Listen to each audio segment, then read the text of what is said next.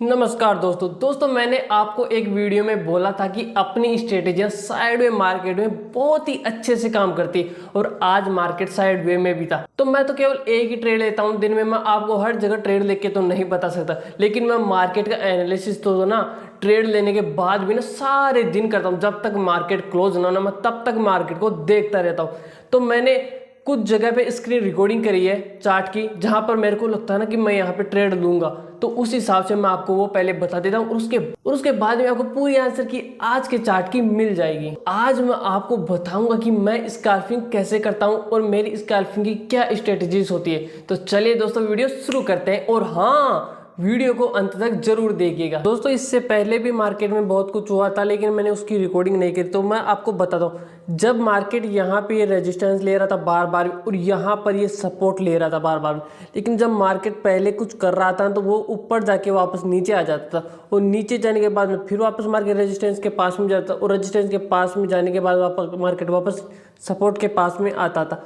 और सपोर्ट के पास में आने के बाद में जब मार्केट यहाँ से ऊपर वापस रेजिस्टेंस के पास में गए ना, तो मैंने एक ट्रेड लाइन यहाँ पे खींच ली। जब तक मार्केट नीचे इस ट्रेड लाइन के नहीं आता ना, तो मैं पुट साइड की एंट्री तब तक बनाता भी नहीं। लेकिन मार्केट जब यहाँ पर नीचे आया और यहाँ पर ऊपर गया, तो ये एक ट्राइंगल पैटर्न बना दिया था। जो न्यूट्रल पैटर्न है, इसका मतलब ये होता है कि मार्केट ना जब इसके अंदर कंसोलिडेशन कर रहा होता है, तो जब मार्केट ये एक न्यूट्रल पैटर्न, मार्केट ऐसे करके ऊपर भी जा सकता है और ऐसे करके नीचे भी जा सकता है, मार्केट कहीं भी जा सकता है।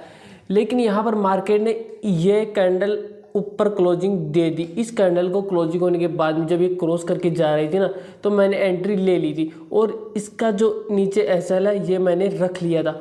अब मेरा फर्स्ट टारगेट क्या था? फर्स्ट टारगेट मेरा यही था, जब ये विक है ना यही है। लेकिन अगर फ्लो में इसके ऊपर जाएगा ना, तो मैं प्रसाद समझ के उसको रख लूँगा। लेकिन मेरा फर्स्ट टारगेट तो यही होगा, जो नियम है ना वही, क्योंकि मैं ऑप्शन बायर हूँ। तो मार्केट अगर ऊपर जाके यहाँ पे कंसोलिडेशन करेगा फिर आएगा, तो मेरे में उसको कोई इंटरेस्ट। और दूसरी बात ये भी कि यहाँ पर ये एक रेजिस्टेंस है, तो रेजिस्टेंस मार्केट ले सकता है, तो मेरा फर्स्ट टारगेट तो वही होगा। तो इसके बाद में मार्केट जब ये कैंडल इसको क्रॉस करके गई, तो मार्केट यहाँ तक गया और मैं यहीं पर एग्जिट हो गया था। जब ये 12 सेकंड बच रही थी ना, तो मैं 10-12 सेकंड बचती है ना, उसमें ज़्यादातर एग्जिट हो जाता हूँ या कोई, क्योंकि उसके बाद में यहाँ पर एक कैंडल बनती है और वो बहुत तेज़ भी आ जाती है और बहुत तेज़ ऊपर भी चल जाती है। अब भाई दोनों ही पॉसिबिलिटी है कि वो कैंडल बन के ऊपर भी जा सकती है और वो कैंडल बन के नीचे भी आ सकती है, कहीं भी जा सकती है। तो इसलिए मैं ज़्यादा रिस्क नहीं लेता। मैं जो पैटर्न है वो सब मैं ट्रेड करता हूँ आराम से। अब होता क्या यहाँ पर कि मार्केट यहाँ पर हो सकता है कि यहाँ पर रिटेस्ट करने आ जाए और रिटेस्ट करके मार्केट वापस चला जाए।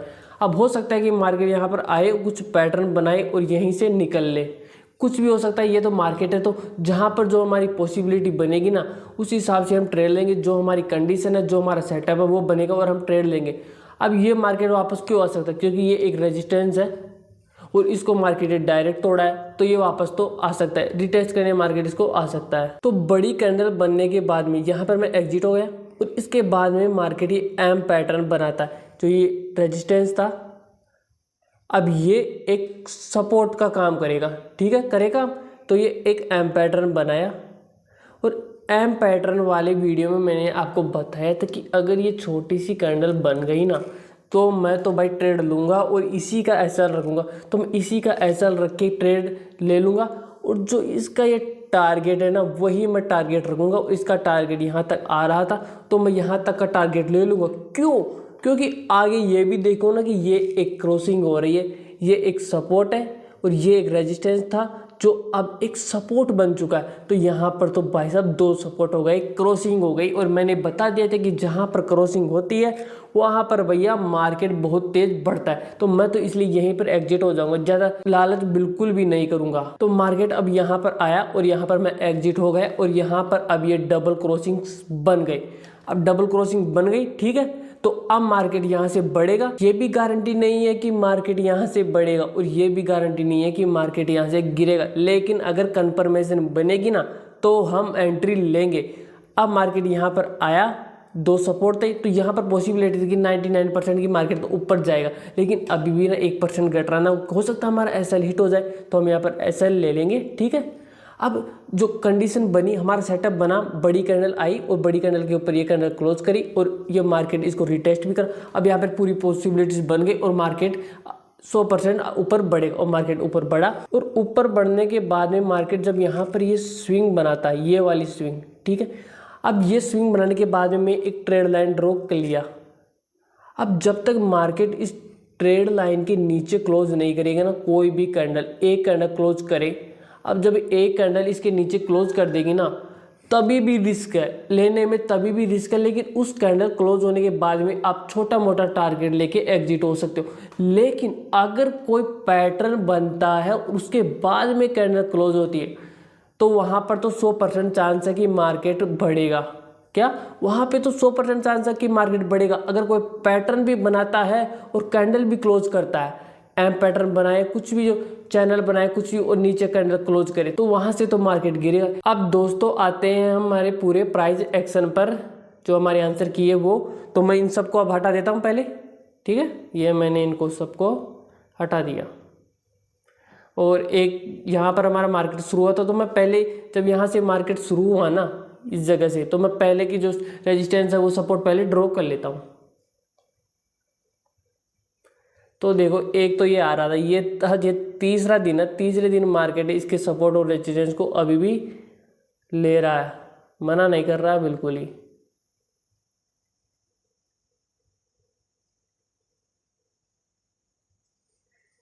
सही ड्रॉ हुआ है ना, मैं एक बार देख लेता हूँ।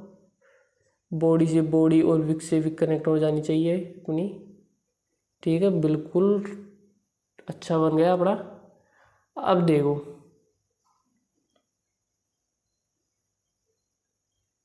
देखो दोस्तों, मैंने आपको क्या कहा था कि मार्केट अगर किसी रेजिस्टेंस के पास में शुरू होता है ना, तो वहाँ से वो गिरता है, और अगर सपोर्ट के ऊपर से शुरू होता है वहाँ से बढ़ता है। मार्केट यहाँ से शुरू हुआ रेजिस्टेंस के पास में और मार्केट गिरा, ठीक है। गिरने के बाद में ये हैमर कैंडल बनाई और ये कैंडल ऊपर क्लोज करी, हम एंट्री ले सकते। लेकिन भाई साहब यहाँ पर आने के बाद में अपना एसएल हो गया, कोई दिक्कत नहीं है, एसएल होगा। और एसएल होना एक बहुत ही अच्छी बात है, मैं तो ये मानता हूँ। अगर एसएल नहीं होगा तो हम सीखेंगे कैसे, और एसएल नहीं होगा तो ये एक बिजनेस है ही नहीं, ये तो एक जुआ हो जाएगा। अब मार्केट जब यहाँ पे ये कंसोलिडेशन कर रहा है, तो मैं यहाँ पे एक सपोर्ट ड्रॉ कर सकता हूँ, क्योंकि मार्केट यहाँ पे देखो कितनी बार सपोर्ट लिया है। अब मैं पहले ड्रॉ कर लेता हूँ उसको। तो ये लीजिए अपना गया ये चैनल, ये मैंने कर लिया इसे। दोस्तों वीडियो को अंत तक जरूर देखना, बहुत सीखने को मिलेगा। ये ऐसा कुछ भी आपको आज तक कहीं पर सीखने को नहीं मिलेगा, इतना आपको सीखने को मिलेगा यहाँ पर, ठीक है दोस्तों। एक चैनल दोस्तों हमारा ऊपर बना लेते हैं हम। ये बन गया हमारा चैनल, बहुत अच्छा है। अब देखो दोस्तों अपना जादू, कैंडल पहले बड़ी बनी, उसके बाद में छोटी कैंडल, उसके बाद में और भी छोटी, और उसके बाद में और भी छोटी। ये मैंने पढ़ाया था श्रिंकिंग कैंडल स्टिक्स वीडियो में, देखो काम करा है। और ये नीचे कैंडल क्लोज करी और हम एंट्री ले लिए, ठीक है। अब इससे आगे बढ़ते हैं, पहले बड़ी कैंडल, उसके बाद में उससे बड़ी, उसके बाद में उससे बड़ी, और हैमर कैंडल। और हैमर कैंडल का जो यहाँ तक जो इन्होंने वो करा है ना, माल लिया है, यहाँ पर ये प्रॉफिट बुकिंग होगी। प्रॉफिट बुकिंग होने के बाद में ये ऊपर कैंडल क्लोज कर दी, ठीक है दोस्तों। कैंडल क्लोज होने के बाद में हमने एंट्री ले ली, और एंट्री लेने के बाद में अब देखो पहले बड़ी कैंडल, उसके बाद में उससे छोटी, उसके बाद में उससे छोटी, उसके बाद में उससे छोटी, और ऊपर विक्स भी बना रही है, और पैटर्न के अंदर भी है, इनसाइड बार कैंडल्स भी है, इन्वर्टेड हैमर कैंडल भी बनी है, और कैंडल नीचे क्लोज भी करी है। और पूरे प्राइजेक्शन में दम था तो मार्केट गैप अप खुला और यहाँ पर सपोर्ट के पास में वापस आ गया। उस सपोर्ट के पास में आने के बाद में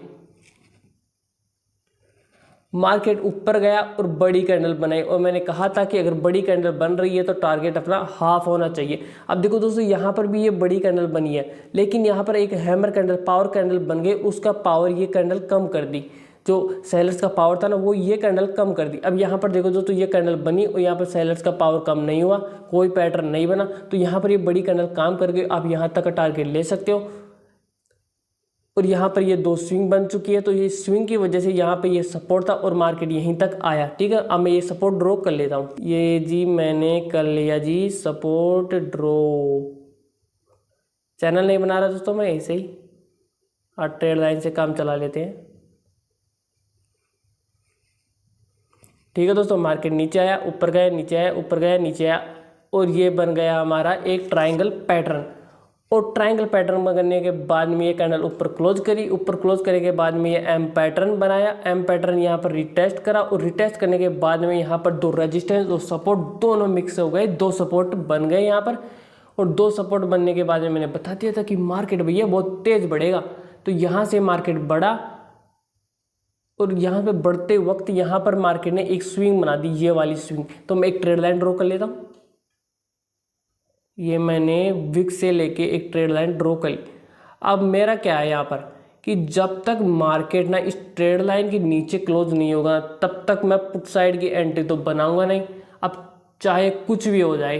ठीक है दोस्तों, अब मार्केट यहाँ से ऊपर जा रहा है वन वे पे, यहाँ पर हैमर कैंडल भी बन रही है, इन्वर्टेड हैमर कैंडल, बहुत सारी कैंडल बनेंगी, बहुत सारे लोग एंट्री लेंगे, बहुत कुछ होगा। स्टॉप लॉस खाएंगे कि यहाँ से तो मार्केट घटेगा भैया, 100 पॉइंट बढ़ गया मार्केट, 50 पॉइंट बढ़ गया मार्केट, अब तो घटेगा नहीं है भैया। अपनी तो जो सेटअप बनेगा ना, अपन तो भैया तभी एंट्री लेंगे चाहिए कुछ भी हो जाए। अब यहाँ पे रेजिस्टेंस था, ठीक है, बड़ी कैंडल गई है, देखो रेजिस्टेंस के पास में बड़ी कैंडल गई है, ऊपर की कैंडल्स को भूल जाओ थोड़ी देर के लिए आप, बड़ी कैंडल गई है। मैंने क्या कहा था, बड़ी कैंडल बन रही है ना तो कुछ पैटर्न बने और या उसके नीचे कोई कैंडल क्लोज हो, यहाँ पर कोई कैंडल क्लोज हो या कोई अहम पैटर्न कुछ भी बने तब हमें एंट्री लेते। ये रेजिस्टेंस कोई दिक्कत नहीं है, लेकिन इस रेजिस्टेंस को मार्केट ने नहीं माना और ऊपर कैंडल क्लोज कर। जब मार्केट बढ़ रहा है ना तो किसी रेजिस्टेंस को नहीं देखता मार्केट बढ़ेगा तो भैया बढ़ेगा, अपनी तो तभी एंट्री लेंगे जब कोई कंफर्मेशन हमें मिल जाएगी, अपना कोई सेटअप बन जाएगा। तो मार्केट ने इसको तोड़ा, रिटेस्ट करा और ऊपर गया। ठीक है दोस्तों, अब अगर मान लो यहाँ पर ऐसा कुछ होता कि ये एम पैटर्न बना देता और ये ऐसे तोड़ देता और इसको ये टेस्ट करने जाता, अभी टेस्ट करने जाता तो देखो ये रेजिस्टेंस और ये सपोर्ट था, अब दो रेजिस्टेंस बन गए तो मार्केट यहाँ से गिरता। लेकिन कहाँ तक गिरता, मार्केट यहाँ से अगर गिरता ना तो यहीं तक आता। अब ये उम्मीद मत लगा लेना यहाँ तक, अगर यहाँ तक आ भी सकता है लेकिन यहाँ पर कुछ बना है ना ऐसे, तब यहाँ पर हम अपना एसएल ट्रेल कर लेंगे और यहाँ तक अपना टारगेट ले लेंगे। लेकिन मार्केट तो ऊपर ही गया है। तो उम्मीद है दोस्तों आपको वीडियो पसंद आई होगी। तो दोस्तों वीडियो पसंद आई होगी तो लाइक कर देना और हमारे चैनल को सब्सक्राइब कर देना। ठीक है दोस्तों, धन्यवाद।